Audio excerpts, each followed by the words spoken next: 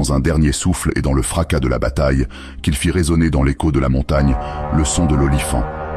Il s'appelait Roland, et à lui seul a inspiré des générations de chevaliers. Voici son histoire.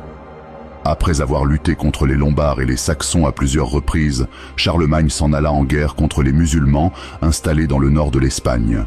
Les émirs du nord de l'Èbre s'étant révoltés contre le calife de Cordoue, Charles Ier leur promit son appui notamment pour éloigner de son royaume les incursions musulmanes et soulager les populations chrétiennes de la péninsule.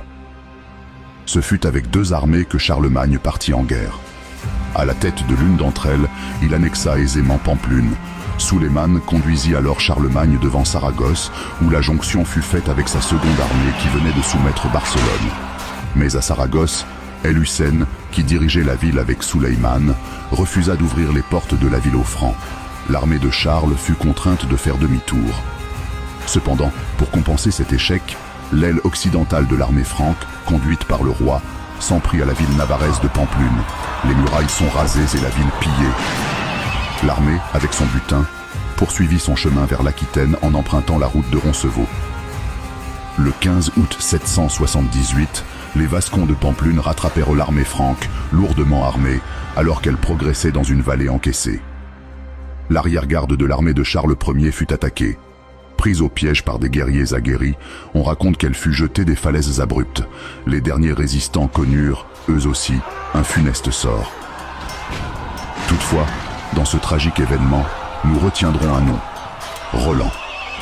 En effet, dans cet ultime combat, la conduite du chevalier Roland, le préfet de la Marche de Bretagne, fut héroïque. Pris dans l'embuscade, Roland luttera âprement pour permettre le passage de l'armée. Et ce fut finalement dans son dernier souffle qu'il sonna l'olifant et alerta l'avant-garde de l'armée de Charlemagne qui leur vint en aide. Roland succombera de ses blessures et son sacrifice sera magnifié pour servir d'exemple à tout chevalier, ce dernier incarnant par son courage et son abnégation l'idéal chevaleresque. Pour Roland, Roncevaux va devenir le lieu d'inscription de sa légende, le lieu de son ultime bravoure, et fera à jamais de lui un des chevaliers légendaires de l'épopée française.